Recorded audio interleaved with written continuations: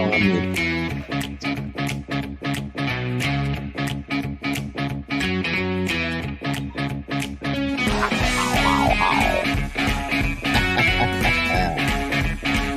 Welcome to the Sports Porch Philadelphia fans. Here we are.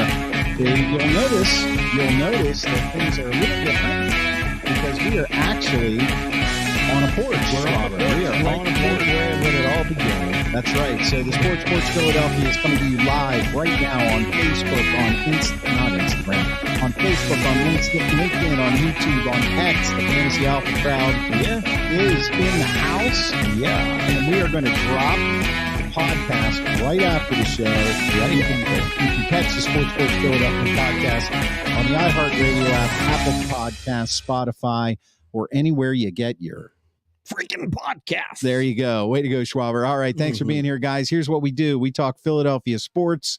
We talk page 1, page 2, page 3. There's a couple pages this week. We do that because Schwaber a few months back gave me like 15 pages of notes for this show. I could hardly see them or read them. Know, you know, you've like globbed onto this idea here. Like, I think this idea is done and over. I don't know. Page 1, page 2. Come on, man. I did that once. I know, but it first of all, it works. And second of all, I appreciate the word globbed. All right. Yeah. I have. Sure. I've globbed on. So how would you define globbed? Kind of like you like a bulbous rubberish ball that like sticks to you. That's interesting. Like silly putty. It's a glob of silly putty. Okay. Can you do glob that? of silly putty. That works. All right. Sure. And you can also follow the Sports Porch Philadelphia on YouTube. It's at Philadelphia Sports Porch. So let's get right into things right now. Here we have. You're noticing I got a different hat on today. A Flyers hat. Yes, because we're going to talk about Michkov madness. Michkov madness from Moscow. The Russians are coming. Yeah, I think there's a car going down the street dragging something behind it. Yes, Michkov. From the Kremlin. He is. Oh, it's a plane. Yeah. It's a plane. We're not used to being on the porch. Anyway, okay. So Michkov is on his way, and you have a clip you want to play, right? Yeah. Al Morganti, obviously big WIP guy for Philly Sports Radio, a legend. Known for the show with Angelo for all those years. And he has always been a hockey analyst, a hockey expert. And so we wanted to share with you some of his comments about Matvei Michkov. They're getting a skilled player, which this is what they've needed for so long, a star, a guy that you're going to want to buy the jersey and take you out of your seat with great plays. Now, he's not big, and I thought maybe he could play center, but that didn't work out. He's going to be a winger. But boy, the skill level's off the charts. And, there was, when he was available a year ago, a lot of people thought he's right there with Bedard, if not in front of Bedard, just on raw skill.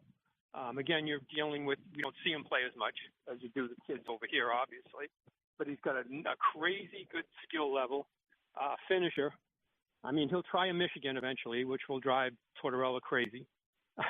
And that's the kind of skill you got. It's what you've always said the Flyers had to have. That they're still going to be missing big centerman or whatever. I mean, I don't know that it pushes the rebuild to this year, but I know it pushes the rebuild. It accelerates, and I'm curious now what they do to kind of put people around or next to him. I don't even say around him in the middle of the ice, where they're eventually going to have to get a centerman. So there you have it. Yeah. Al Morganti is pretty stoked and yet kind of reserved at the same time. Right.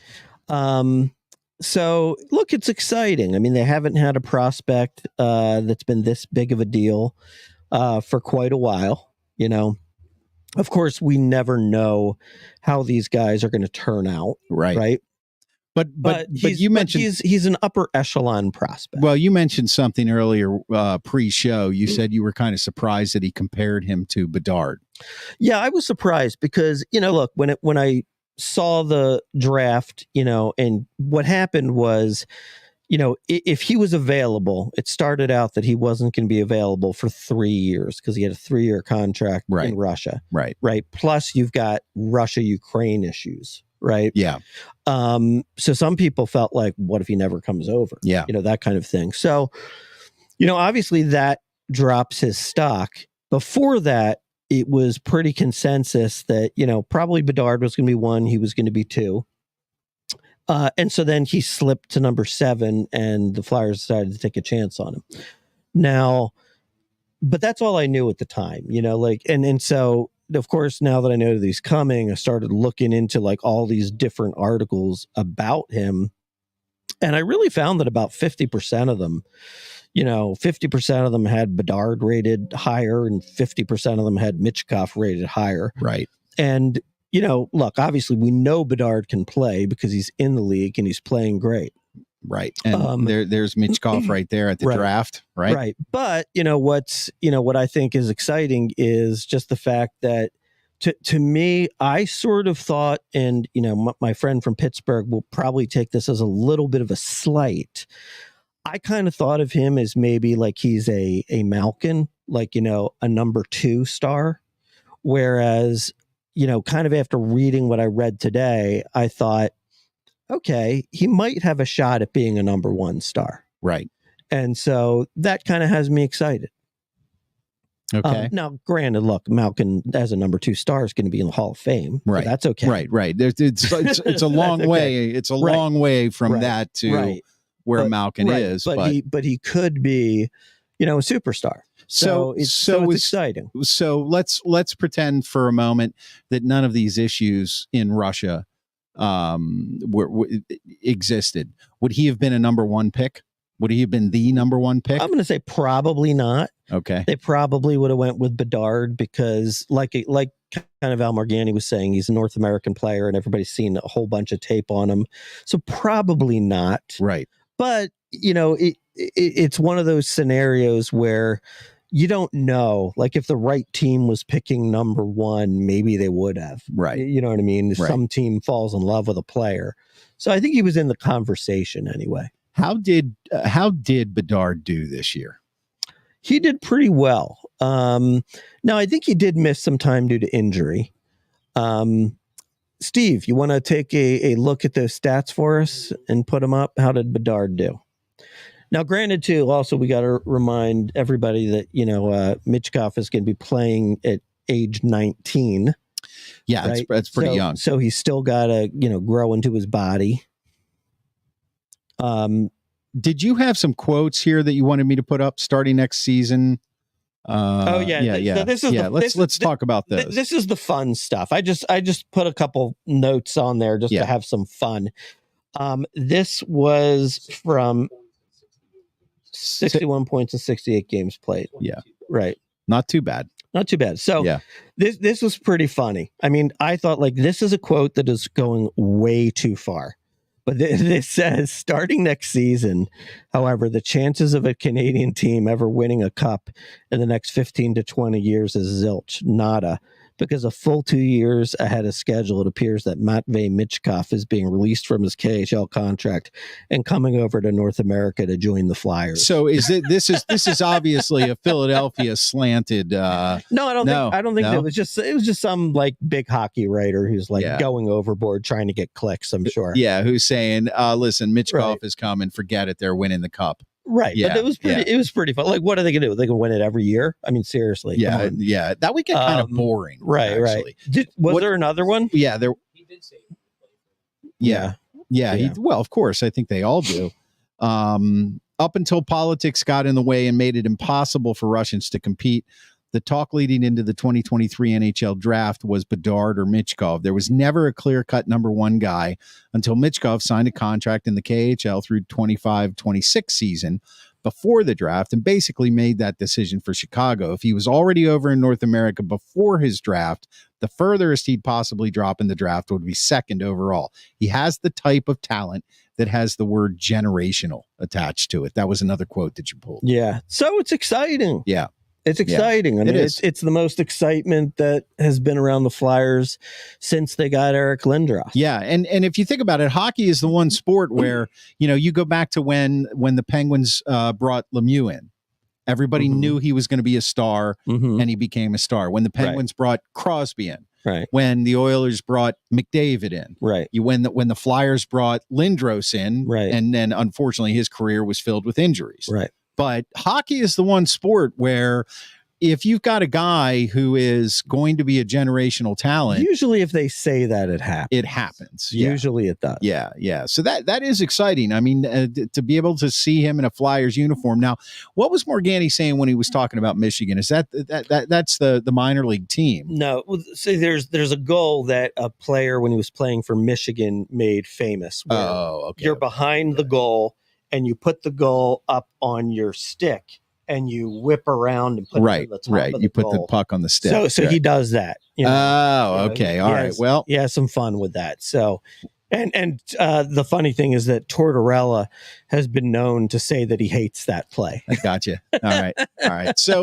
So it looks like Michkov is going to be in a Flyers uniform next year, and now we got the draft coming up. Yeah, and there's a lot of talk. I mean, I'll tell you what, I don't know, but it wouldn't shock me, even though the Flyers did pretty well last year. I mean, they were better than expectations, even though they fell off a cliff at the end. It wouldn't surprise me. They're still very focused on the rebuild kind of mode. It wouldn't shock me if you see a few guys go, like for draft picks. Like there's talk right now of Scott Loughton going to the Ottawa Senators. And it seems like the Flyers are in on a lot of guys who have a lot of potential, but maybe have like fallen out of favor.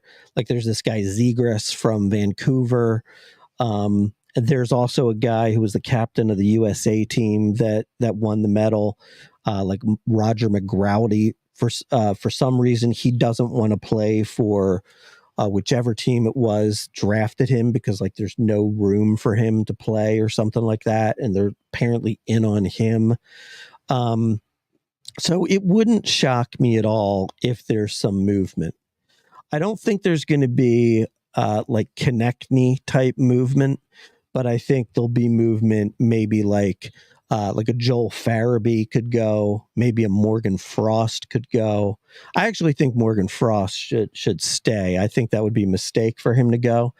But I also think you could probably get something decent in return if you traded Morgan Frost. So yeah. So things are heating up. I mean, we got Game 7 of the Stanley Cup Finals tonight. First time since 1944. Yeah, a team has come back from 0-3.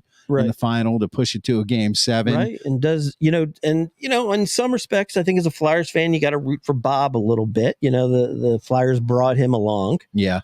It's kind of funny though. It's like, whether Bob wins the title or not, I mean, obviously I'm sure this will be considered a historic collapse for him. Right. If they don't win. But the reality is, I mean, the guy, I think he's won a couple Vezinas, right? And so, the funny thing is that all these years, the Flyers were searching for a goalie. They finally had one and they let him go. Yeah. Well, and that becomes the big question next year for them, I think. Well, they're gonna have Urson. Right. And then they got the two guys from Russia. Now, the one who came over and just played a couple games in the minor leagues, he's the one who's supposed to be really, really good. But I'm just not sure if, they would. I imagine he's going to play a year of like American League hockey. Gotcha. AHL. Probably AHL. And then the other Russian who came over for a couple games, he's going to play that one. Looks like we have some fans. They're actually they're taking pictures in the background. We have a groupie. Yeah, it's the paparazzi and a groupie. Okay, well, listen. Amy has an interesting comment. She says, will Michkov's mom come over to the USA and make borscht like Malkin's mom? Yeah. I don't know. They might be more a Wiener Schnagel family. That doesn't sound Russian to me at all. I don't know. Yeah. I don't know what they eat. Wiener Schnagel is something more like, I think you're talking about Wiener Schnitzel. Yeah, maybe. Which is German. I don't know. Yes. I'm sure there's German people in Russia. You're very familiar with German people, I'm sure. Amy also wants to know, here's a more relevant hockey question. Why did they let Bob go? Well, they let Bob go for a very stupid reason. His name was Bob. No, they let him go because the owner of the Flyers at the time, Ed Snyder, was getting old and he was really quite sick. He actually probably died a couple years after they let Bob go. And so the idea was, you know what, we're tired of not having a great goalie. Now, keep in mind, what Bob did was he came in, I think he played a half a season for them. And he was really good, but, it was just, it's just a half a season. He wasn't a first round draft pick or anything. He was kind of a middle round guy. So you didn't know that he was going to be really great. Although you could say that maybe some hockey minds should have known. Right. But they decided we're going to go out and we're going to pay the top goaltender. And that guy, yeah, they're still paying. And his name is Ilya Brizgalov. Yeah. And actually, Bob did have 2 Vezinas, 13. Bob had 2 Vezinas, yeah. Our behind the scenes producer is giving us these stats. Yes. So, yeah, it wasn't a good move. But look, at the same time, it you never know. I mean, it doesn't necessarily mean that they would have won a cup if they had Bob. You need a heck of a lot more than that. You need a lot more than just the goaltender. And I've seen a lot of teams win. Like for example, if Edmonton wins the title, it may be the worst goaltender in the history of Stanley Cup champions that wins the title. Skinner. Yeah. Yeah. I mean, he's horrible. Yeah. He's absolutely. I mean, look, he has his moments, but he's pretty horrible. Yeah. Yeah.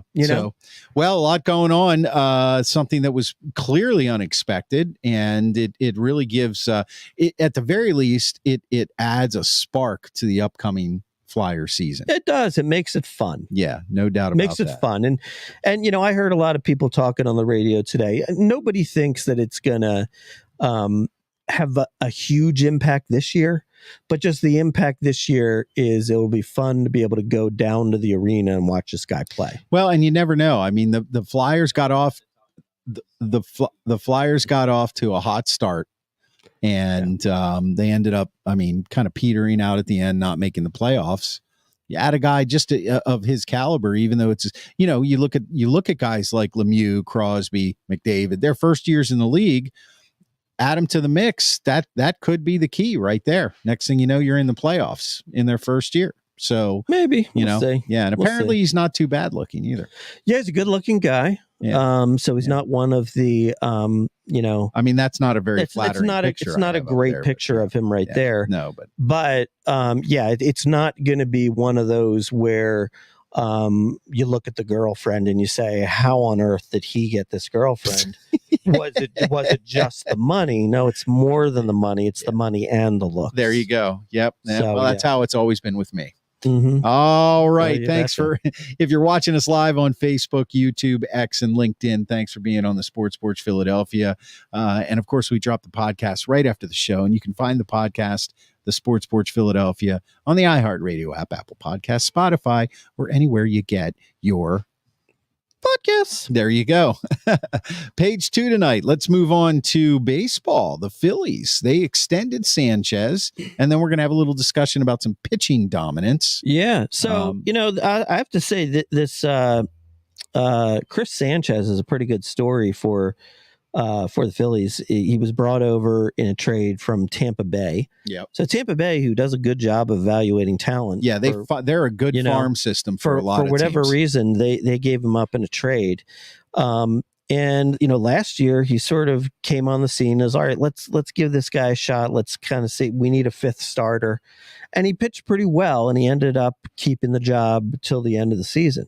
But you still really didn't know what you had. Is he a journeyman? Is he just a 5th starter? Is he a long man in the bullpen? And so this year, they gave him the 5th starter job, or really the 4th starter job, because Taijuan Walker was hurt right out of the gates, and he's just been sensational. I mean, he's 2.67 ERA, and 5-3. Yeah, 5-3 with a 2.67 ERA. Yeah, and I've got that up there. And how many innings is it? He's given up like one home run, like some 84 innings. Yeah, that's pretty insane. Yeah, that is. And he's another one of these guys that actually he's very similar to Ranger Suarez. It's like you sit there and you watch him pitch and you're like, I don't understand why nobody can hit this guy. Like, right. He's like, it's like, okay, like sometimes he can get like a 94 mile per hour fastball, but it's often like a 91 slider. Yeah. An 83 changeup. Well, it's because he has the speed. He has command of his pitches and he changes speeds. Right. So he's got him on their heels. Yeah. And his size at 6'5", it's an intimidating size, and you feel like he's throwing harder than he is. Mm-hmm. So that's interesting. The Phillies also have the top 3 leading ERA pitchers in the National League right now. They do. Yeah. They do. So other than that little explosion, it's only because Paul Skeens doesn't qualify. Right. That's true. But that little explosion that the Orioles had on Zach Wheeler the other day, it didn't make a huge difference, thank God. And I'll tell you, I was having a discussion with another Phillies fan at work the other day. Were you? I was. There's quite a few Phillies fans down at Trader Joe's. Do tell. And we were talking about the pitching and the overall team, because he was talking about Kyle Schwarber and how much he loves Schwarber. Mm-hmm. And the first thing we talked about was the fact that Schwarber is not your prototypical leadoff hitter, which you mention every show. I do, because I feel like it's something I have to say. And but this is actually kind of the one season where you can almost say it's not true, because he's hitting 255. I know. Yeah, that's what we were talking about. He's batting almost 260. Yeah. His on base percentage is through the roof, and every swing gives you the potential when he's leading off the game for a 1-0 lead to start. But back to the pitching, we were talking about the fact that it's kind of a shame that Strider and Acuna Jr. are out for the Braves, because even if they were in, the Phillies are playing well enough. Everything seems to be coming together. They have just the right amount of depth this year. Their starting pitching is doing well. Their bullpen is performing well. And they have, on any given day, they're trading for the best record in baseball. And you kind of wish that Strider and Acuna Jr. were in the Braves lineup, so you could legitimately say that, like, the Braves have everything and the Phillies have everything, and the Phillies are a better team. That was another fan's perspective. He's like, it's great. That's not my perspective. No. I say let's have more of the Braves go down. Yeah, right. Yeah. Well, I also told him that as a true Baltimore Orioles fan, I would absolutely dance and throw a party if the Yankees plane went down in a fiery crash, no matter who was on the team. Here's the thing. I mean, the reason why I say that is because, well, number one, the Phillies have beat the Braves in the playoffs the last 2 years, with their full complement of players. Yeah. So it's not like I feel like there's this hurdle to overcome. They've been a better regular season team, but so what, really? Right. And look, if the Phillies are going to win the World Series, they're going to have to beat a great team to do it. Yeah. I mean, the Yankees and the Phillies have gone back and forth with the best record. They got a great team. The Orioles have a really good team. You never know who's going to get hot. Maybe Texas gets hot and they're back in the mix in a wild card or something like that. And on that note, we've got the current standings up here, just all Major League Baseball. The Phillies at 51-26. Now here's the surprise: the Guardians at 49-26. The Yankees 52-28, the O's 49-28, and the Dodgers. I mean, this is, they're really the only real surprise here is the Guardians. To be honest, I don't even know who's on the Guardians off the top of my head. There's a guy named Juan Rodriguez or Ramirez, he's the guy that's supposed to carry the team, but he's actually having a pretty mediocre year, and the rest of the team is kind of stepping up. So the only real surprise on that list right now is the Guardians. I would count the Orioles as a slight surprise, only because last year they kind of exploded on the scene. So to expect it again this year, there was a chance they would drop off, but it looks like now this is a consistent theme. I'll tell you what, the Orioles are pretty stacked. If you look at the All-Star voting, I mean, they pretty much have the number one or number two at almost every position. Yeah. Well, and you They're have a pretty lot of stacked. guys who between last year and this year are having career years again and again, and then Right. they added Corbin Burns. But as far as the Phillies go,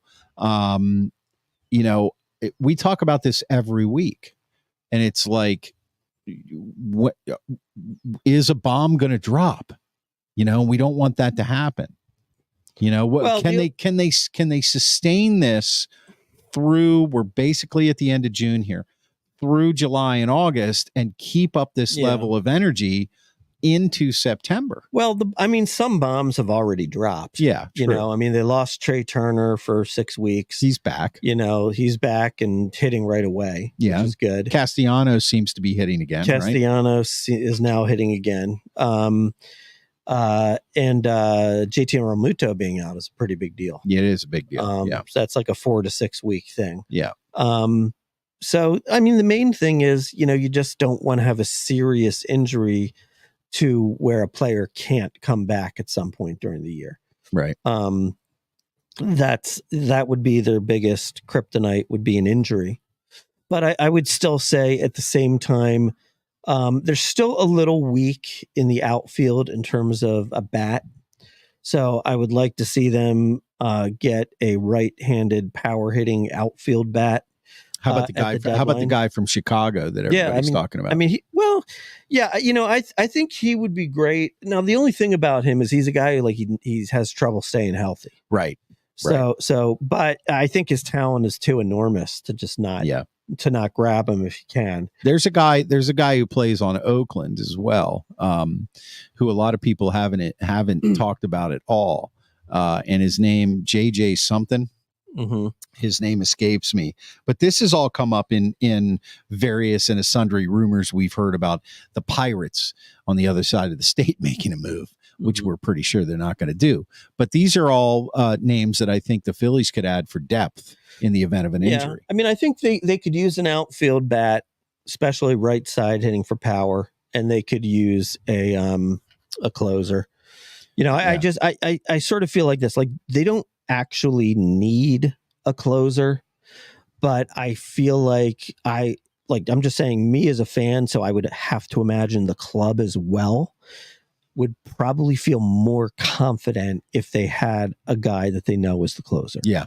You know what I mean? Instead of going from Alvarado to Hoffman to Orion Kerkering, and instead of just going matchups and now in this game we used Alvarado and Hoffman, so now Sir Anthony Dominguez has got to close. You know what I mean? Yeah. Just have the main guy. Yeah. That's what I would like to see, but I don't know if they will, though, because the problem is at this point is that the Phillies do have some really good prospects. And so you really don't want to lose those. I think the one thing I would say is that I think that re-signing or extending Sanchez probably gives you the green light to unload Mick Abel, who is their number 2 starting pitcher prospect, who I think is going to be very good. They're not going to want to give up Painter, because he was the number 1 prospect in baseball before he got injured. Yeah. So they're not going to want to give up him. But I think, you got to try. You probably got to give up Mick Abel to get something big to go for the World Series. Yeah. Well, this is the year. Now it's been like 3 years in a row, but at this point right now, coming to the deadline on July 30th, you've got to give yourself some depth is what you really have to do. And you got to make a push to go over the top, because that's where you are.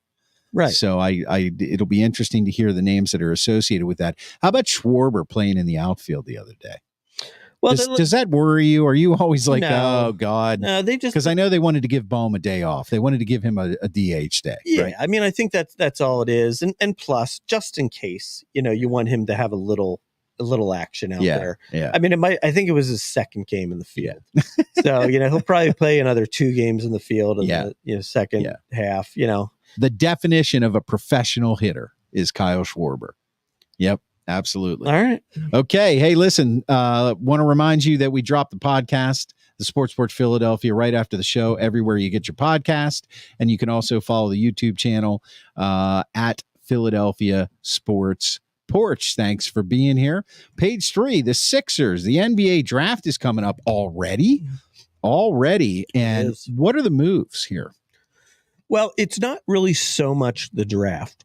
Because look, if the Sixers do make a pick at 16, it's going to be some guy who was really good in college, and we'll see if he's good in the pros. And free agency starts July 1st. Right. So the bottom line is, that they're all talking right now. Right. And so it's essentially, my guess is that the pick won't even be for the Sixers. It'll be for somebody else that they've made a trade with. Yeah. Will they trade up or trade down or trade for a player?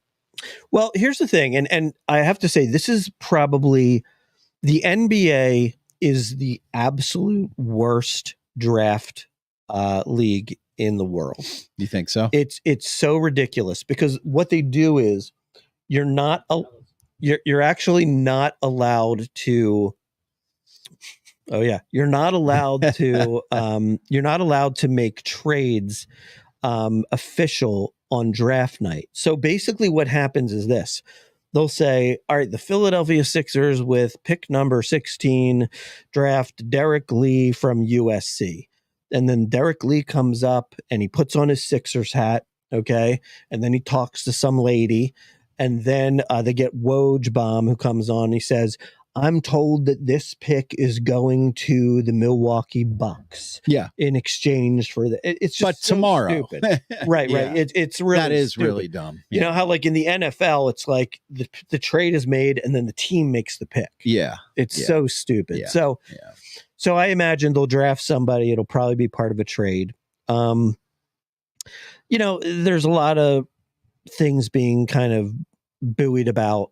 For a while, it was Paul George seems like the most realistic play. Yeah, we talked about that last week. There were articles that came out saying that Philadelphia's interest in Paul George has waned in recent days. Now, that could simply just be Paul George saying, I don't want to go to Philly. Yeah. You know what I mean? Yeah. Like, I want to stay in my hometown in LA. I'm just trying to get the price up. Yeah. Then there's the Jimmy Butler, possibility. I'll tell you what, though. I mean, as good of a player as Jimmy Butler is, and I guess I'd be happy if he came back to the Sixers.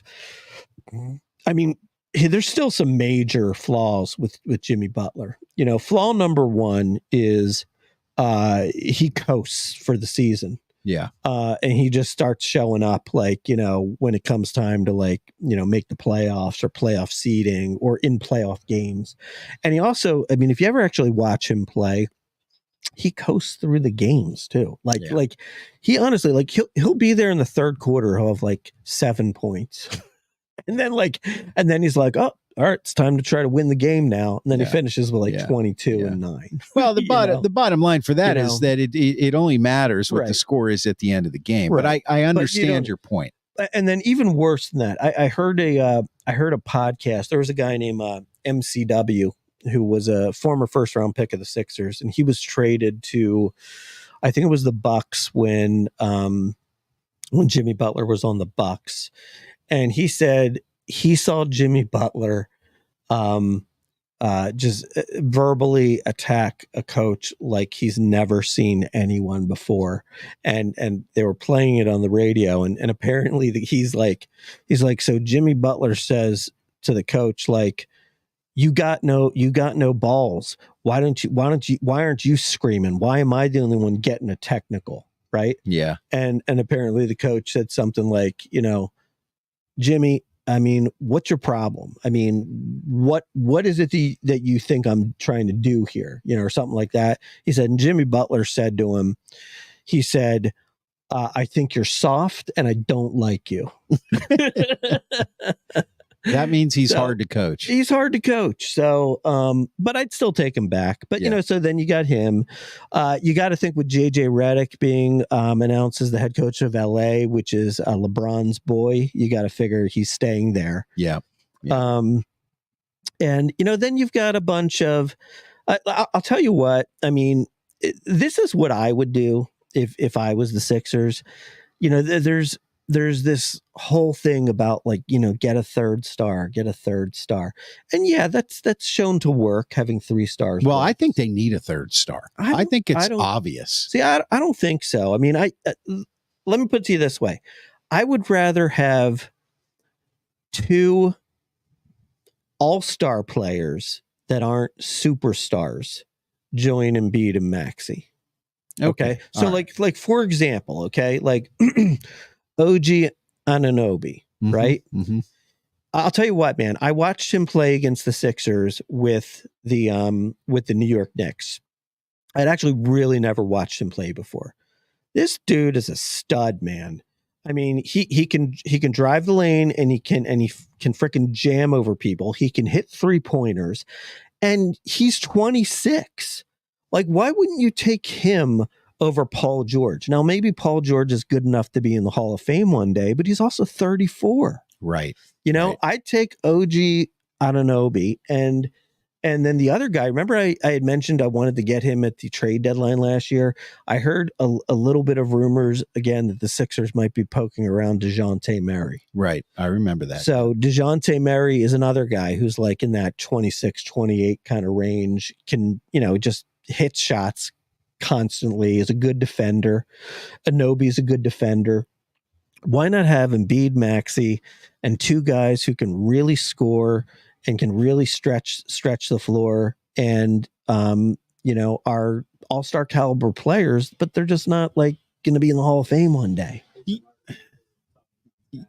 Yeah. So yeah. And now, what about Zach LaVine? Well, the thing about Zach LaVine is he has the worst contract in the NBA, is what they say.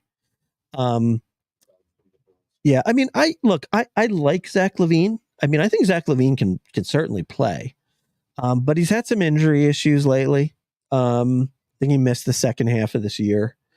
Look, he can really play. I mean, he can really score, but I don't know. I mean, I just don't see him. Look, they'll be better with him, but I don't know if they'll be good enough. I'm just starting to wonder if, and I know this is not going to be a popular subject. I'm starting to wonder if, they're ever going to do it with Embiid. Yeah, they might not. Yeah, they might not. He is definitely he's a star player, but usually a star player like him, he's what pushes you over the top, and he seems to struggle with being able to push them over the top. So, well, he does and he doesn't. I mean, here's the thing with Embiid. The problem with Embiid, if you decide, all right, we're going to center the team around Maxey and we're going to trade Embiid, no matter who you trade him to, you've lost the trade. Okay, you just can't get another MVP back for Joel Embiid. Right, that's true. You know, and you can't get another player that plays that position as well as he does, unless you trade him for Jokic, and that's not happening, right? Right. So you automatically lose the trade. So, like, and so for example, another big name, 2 big names, let's say, for example, that the Sixers decided to trade. Allen Iverson, Charles Barkley. Right. What happened? Nothing. You get a Jeff Hornacek back or something. You know what I mean? Right. So Jeff Hornacek. Now there's a So it doesn't really best white guy on the court. Yeah. So it doesn't really make sense to trade him. I think what you have to do is if you look at the teams around the league who have won, right? It's not necessarily a 3-star system. Now that's been proven with Golden State. You could even say 4 if you want to throw Draymond Green into that, but I probably wouldn't. But, and that's been proven with, the Ray Allen, Kevin Garnett, Celtics team, Pierce. It's been proven with, who was it? The Lakers with Kobe and Shaq and, I'm sure they had somebody else. Yeah. But it's either that or it could be a 2-star thing. It could be like, the Celtics had Jaylen Brown and Jason Tatum. Right. Or the Denver Nuggets have Jokic and Murray. Right. So the way I sort of look at it is you've got 2 stars. You don't absolutely have to get a third. So but what you need is really good other starters and role players. And that's something that I would say Embiid's never had, where some of these other teams have. You look at the Celtics. I mean, they've got Drew Holiday, who won a championship with the Bucks. They got Derek White, who's like an incredible defender, hits every freaking 3-pointer. They got Porzingis. Yeah. And you can go probably another 2 or 3 guys deep. And with the Sixers, it's more like you got their 2 stars and everybody else is sort of, you might get one guy who plays a good series like a Kelly Oubre, but like a Tobias Harris folds in the playoffs. Yeah. They just haven't really had a lot of good players surrounding him. And because realize this, believe it or not, they only have 4 players on the roster signed. Yeah. And we have to talk about Maxey. It's Embiid and Maxey, and the other 2, Paul Reed and Ricky Council. Ricky Council is kind of like an up and coming young player. He was a rookie this year. I like him, but still, who knows how much he can help you. Paul Reed, I think, sucks. I think we should move on from him, get a better backup center, maybe bring Andre Drummond back. But the reality is like, okay, if you sign that 3rd superstar and you give him like a super max, you still got to fill out the rest of the roster. Yeah. So, I mean, like, do you really want to do that? Or do you want to, sign DeJounte Murray and sign an Anunoby, and they don't have to get the max? And then you can bring Kelly Oubre back, and then you can maybe sign another 1 or 2, good role players. I mean, like, to me, that seems like a better plan than, hey, we're going to leave it all up to Paul George and Maxey and Embiid, because, the only guy we know is going to be playing at the end of the year is Maxey. Right. When you start dealing with these older players. And, right. And now Maxey. They don't even have Maxey signed for 2014. Yeah. Right. Yeah. So Maxey, and, look, obviously they're going to give Maxey a max contract. Right. So, I don't think there's any fear of losing Maxey. But Embiid's making $51 million. Is he? Yeah. Embiid's making $51 million. Yeah. That's a lot. So, yeah, I mean, it's hard. I mean, here's the one thing. I would play center for the Sixers. They could pay me maybe $300,000. Yeah, I'd pay for $1 million. Yeah, you'd play for $1 million. Well, think of all the humiliation. Yeah, but I mean, it's worth it. Yeah, I mean, I would. The question is, would I give them even $300,000 worth of effort? And the answer to that is, I'd try. Well, I don't even know where to go now. All right. Well, let's finish this off with the Sixers. We dropped the Sports Porch Philadelphia podcast right after the show. Anywhere you get your podcast, please subscribe, leave us a review. Go ahead. My one last thought on the Sixers is the one thing that I will say has been very realistic, sort of since the end of the Golden State dynasty. Okay. Since the end of the Golden State dynasty, which is only 3 years back, in the last 2 years, the teams that have won have been the Denver Nuggets, and they were actually a team just like the Sixers. Right. Couldn't get out of the second round, lost every year in the playoffs, and then they eventually won it, right? Put it all together and won it. Then you have the Celtics, same kind of thing. Now they got further than the Sixers. They made a lot of Eastern Conference Finals, and they they lost in the finals. But still, this team had been going at it for like 3-4 years, in the Final Four, and then they finally made it, and won. Right. So the way I look at it is, I think the way that the NBA shapes up now, there's so much parity, even like at the top, that you're better served just trying to round out and have a well-rounded roster, and, hoping that, everybody's healthy at the right time and you can make a run. Well, there you go. There you go. Well, we'll have some interesting things to talk about next week because the draft will be over, the trades will have happened, and free agency will have begun. Yes. All right. Last page tonight. After you decide to follow the Sports Porch Philadelphia podcast, anywhere you get your podcasts, subscribe, leave us a review, and please follow us on YouTube at Philadelphia Sports Porch. Subscribe there and hit that notification button. This is something we're going to have a lot of fun with. It's right around the corner. It's on our Facebook page, Philadelphia Beautiful. The 2024 Philadelphia Cheesesteak Challenge is coming. It sure is. And it doesn't sound like we've had any luck with the great cheesesteak debate.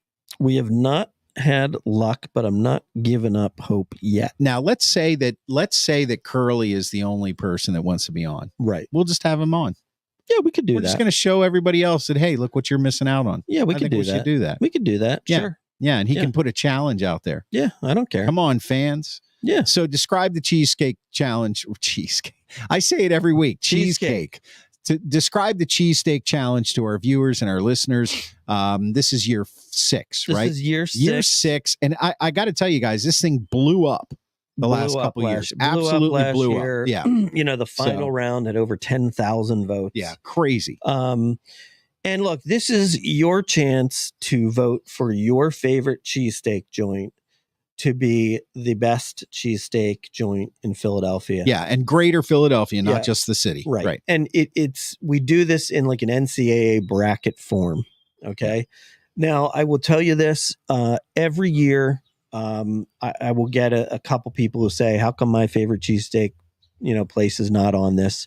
So generally what I do is I usually start with, I do a field of 32 because I'm not going to be ridiculous. I mean, I'm not going to put 65 places on there. That would just be a lot of work. Yeah, that would be a lot of work. And, I wouldn't even have a clue if some of them were even any good. Yeah.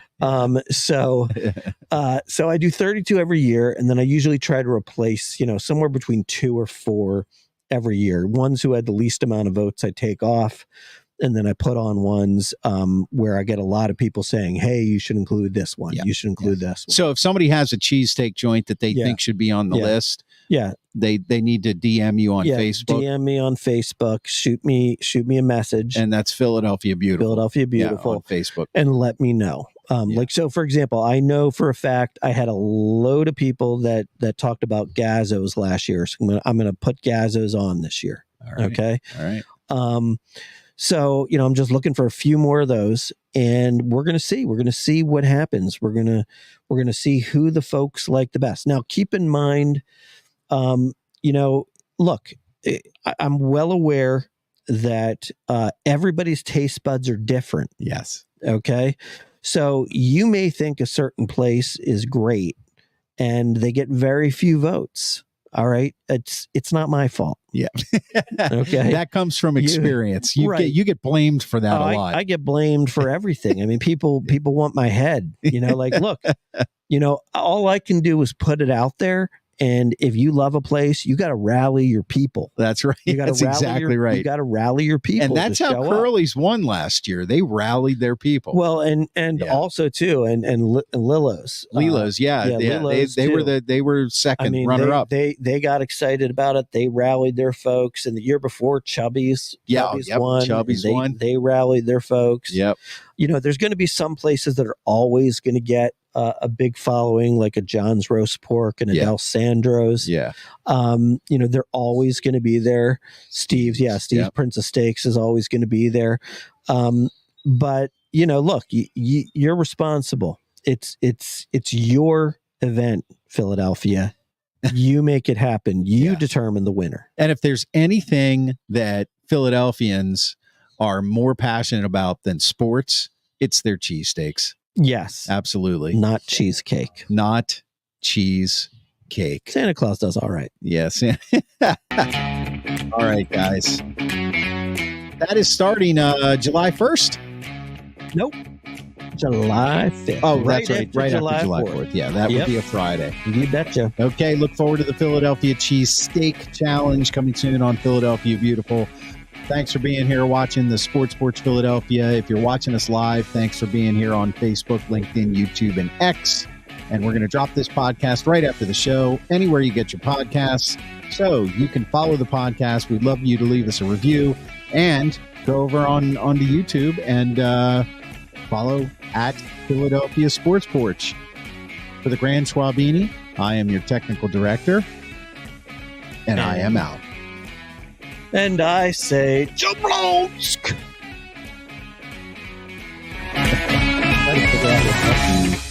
I have no idea.